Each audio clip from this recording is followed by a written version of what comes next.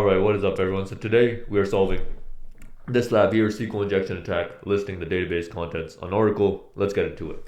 It tells us that we have, by the way I have the lab loaded here, but it tells us we have a SQL injection vulnerability in the product category filter. That's important, so I've noted that down in my notepad right here.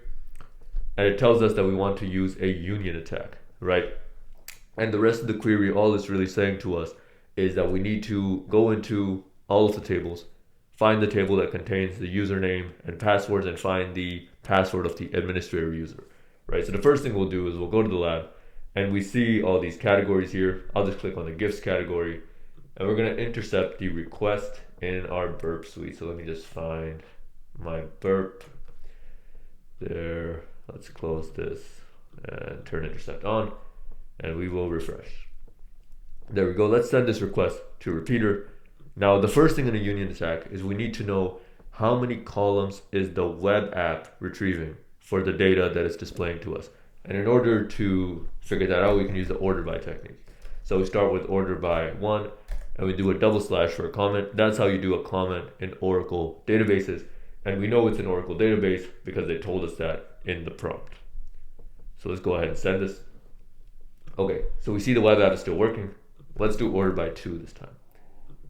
Send that. Okay, it's still working. Let's do order by 3. Now it breaks. What this tells us is that the web app, the number of columns that it's retrieving, rather the table that it's retrieving data from, it's using 2 columns from that table. In a union attack, what that means for us is whatever table we union our data with, that table, from that table we can only retrieve 2 columns. And the second thing it means for us is, if we look at the data this web app is showing, it's all strings or varchar or whatever the fuck they are, right? What that means is the table that we union our data from, we can only select 2 columns, and the columns that we select must be of the same type. So they must also be of the string type. Now the next thing we need to figure out is, okay, what tables exist in the database? Once we get the table names, we'll be in a better position to see which table has the usernames and passwords that we want. For that, I went ahead and Googled Oracle SQL list table names and just went to the Stack Overflow answer here. And I think I have proxy on. Let's turn that off. Cool. So what we want to do is we can use this query here. Select owner table name from all tables. Now, if we go back to our burp, all we will do is we'll type union to start our union attack. We'll do select, and the query was owner table name from all underscore tables, and then double slash for the Oracle comment. Let's send this. Okay, we see a bunch of table names are being listed. Now we know that the table we're interested in contains user data, specifically usernames and passwords. So let's just search for users. And over here, we see 2 tables. I've already solved this lab, so I know this is the table we're interested in. If you were unsure, you would basically query both tables and see which one contains the data you want. And right now I'll show you how we'll query the table, right? So the next thing we want to know for this table is how many columns, or rather what are the names of the columns that this table contains, to see if it contains the usernames and passwords we're interested in. In order to get the column names for a table, we can use this query here. Select column name from all tabs calls, where table name is equal to the name of the table we're interested in. I again got this just through a Google search, and I will leave all the payloads I use in the description. So we will do union select, so we'll leave that in, and we will do column name, and we're really only interested in the column name here. But remember, in a union attack, the columns we retrieve have to be equivalent to the number of columns the web app is using. The web app is using 2. We only want the column name, so as a placeholder we can use null. The null type is great for a placeholder because it matches any type. So if you're ever in a situation where you need to do a union attack and you want like a placeholder column value rather, the null value is perfect.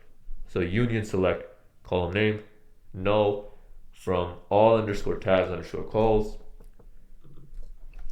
where table underscore name is equal to, and here's where we will put the table name. So I'll just copy and paste that here, and then we have the comment again. Let's send that. So we sent that forward, and what we see is, actually let's view the HTML, and we should see the table column names. Okay, one of them is email, we see that here, and one of them is username, and one of them is password. So the one we're interested in, of course, are the username and password one. So what we'll do is we'll select those. Again, union select, we still want that. And now the two columns we want are username and password. So this works out perfectly for us because we can be pretty confident that the username and password fields are probably of the string type or the varchar type, so that we shouldn't have any sort of type mismatch issues. So we do union select username, password, from, and now we can remove all of this.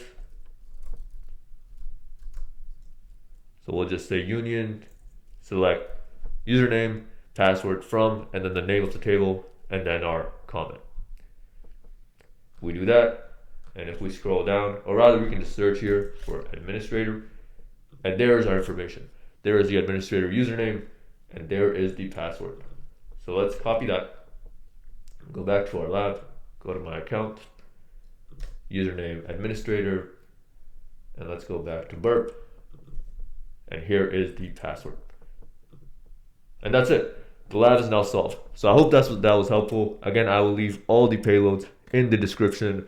And I'm very motivated with this cybersecurity shit right now. The goal is to make millions from this stuff, right? I'm going to be doing bug bounty. I already work in the field as a cloud security engineer. And again, I'm going to give it my all and make millions to make a lot of money for myself, retire my family, and have a lot of fun along the way, right? These videos are great for me because I get to teach people, which also just helps me reinforce my learning. And I really do hope they help y'all out as well. So if you like the vision, you like the channel, please like, comment, subscribe, support, all that good stuff. Whether love, hate, whatever, leave it in the comments. Again, I appreciate y'all watching. And I'll talk to you later. Peace.